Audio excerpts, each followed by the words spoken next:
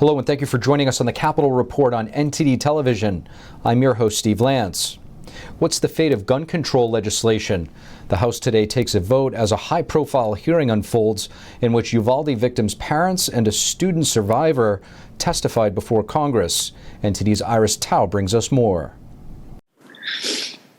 I left my daughter at that school, and that decision will haunt me for the rest of my life. Recounting the day of the Uvalde school shooting, the parents of a 10-year-old victim are urging Congress to act. Somewhere out there, there's a mom listening to our testimony, thinking I can't even imagine their pain, not knowing that our reality will one day be hers, unless we act now. In a Wednesday hearing, lawmakers heard from those who suffered during mass shootings. As parents call for banning semi-automatic rifles and raising the minimum age to buy guns, a student survivor also spoke out. Do you feel safe at school? Why not? Because I don't want it to happen again. And you think it's going to happen again? And Democratic lawmakers say their gun control measures are part of the solution. These weapons have no place in our communities. No civilian needs an assault rifle, and the Second Amendment does not protect the right to own a weapon of war. The hearing came just prior to a Democrat-led House vote on two pieces of gun control legislation that would raise the minimum age to buy a semi-automatic rifle to 21 and enact nationwide red flag laws.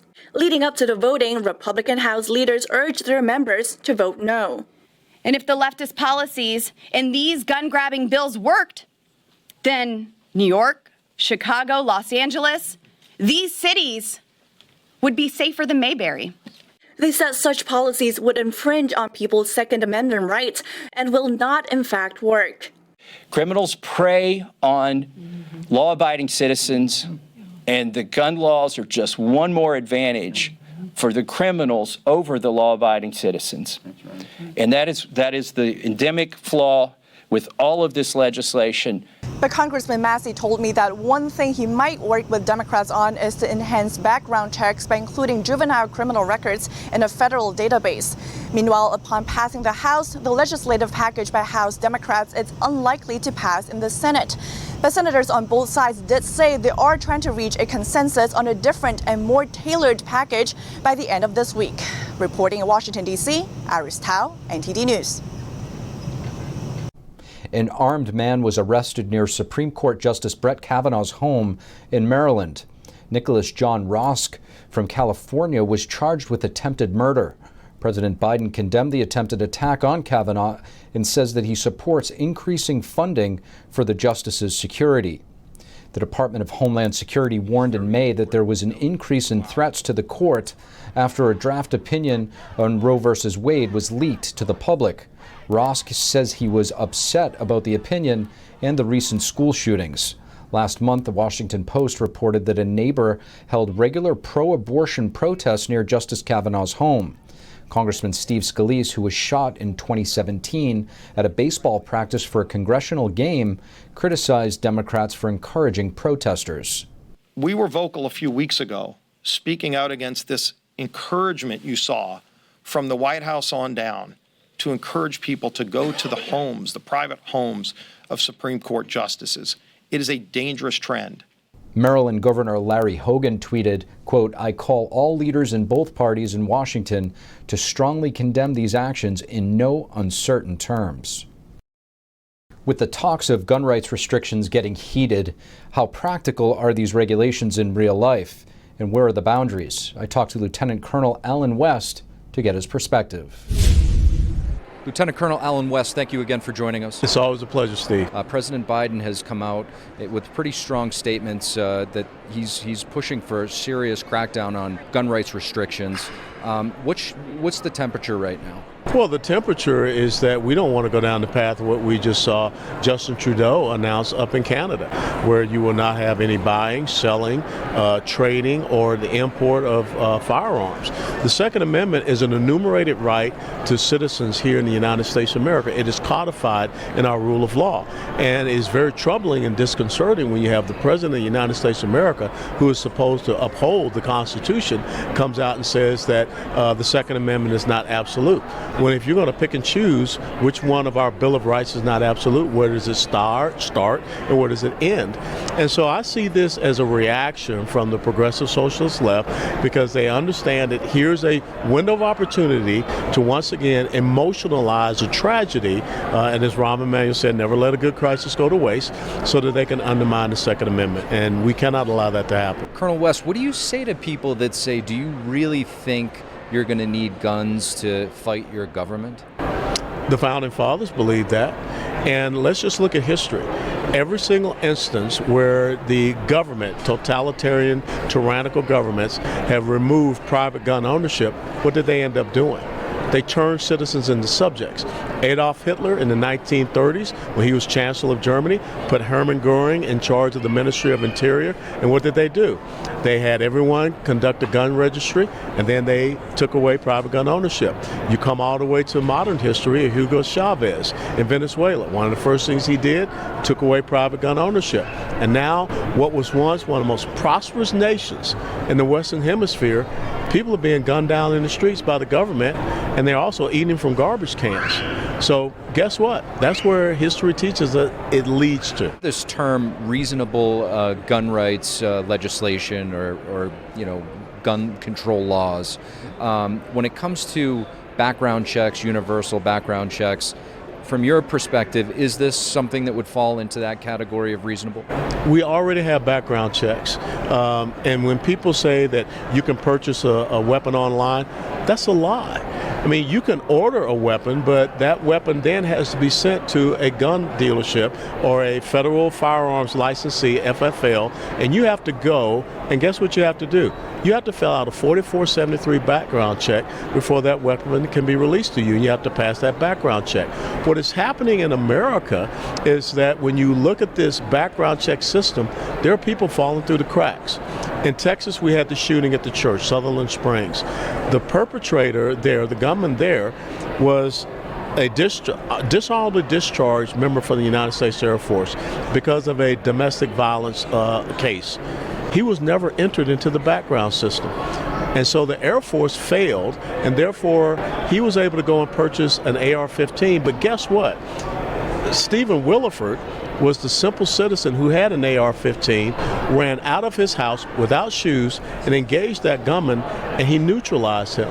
The legal, law-abiding, responsible gun owners should not be held accountable or responsible for the failures of government, the failures for the background check system, and the failures and the evil actions of individuals. 6 times in Uvalde, there were call-outs, police call-outs to the home of that gunman. 21 times there were call-outs to the home of Nicholas Cruz, who was the Parkland shooter.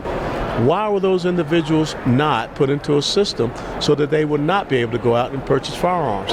In Buffalo, mental treatments and evaluation, but he was let go, released, and never any follow-up. So that's where we need to start. So is there a system in place right now to track these mental patients when they're inbound, or is that what you're suggesting? That's what I'm suggesting. And of course, everyone comes out with the red flag laws. But what ends up happening is that, the law-abiding citizen gets caught up in a red flag law. Case in point, November 2018, I believe, Ferndale, Maryland, Gary J. Willis, a 61-year-old man, is shot and killed at 5:30 in the morning in his own home. Police officers show up to serve a red flag warrant against him. To this day, no one knows who those officers were. No one knows where that red flag warrant came from. Now, if you want to know the right way to do it, I have some great friends at the Palm Beach County Sheriff's Office down in Florida. They do it the right way. They bring individuals in. If they see some disturbing things on social media, they continue to follow and track these individuals. If it escalates, then they kick in, a gun confiscation of that individual. But they have built a case. And this is not what I think that we want to see just happening, where folks you can go out and call, that Allen West guy, I'm kind of worried about him. You may want to go show up at his door and confiscate his weapons. That's what some people are talking about. We don't want to have that in America. Lieutenant Colonel Alan West, thank you. Always a pleasure, Steve. Thank you. Voters in 7 states spanning from coast to coast cast their ballots last night in primary elections.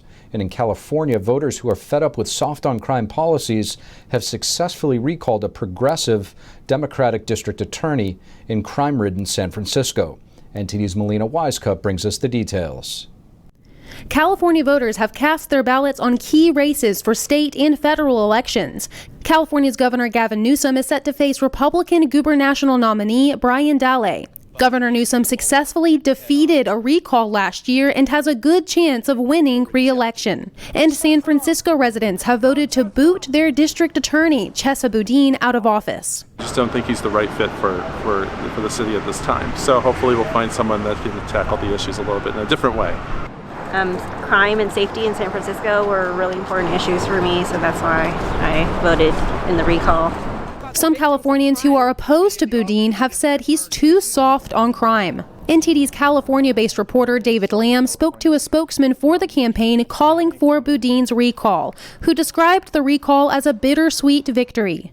Boudin was not qualified at all to be a district attorney, and he shouldn't have been able to run. He shouldn't have been allowed to run.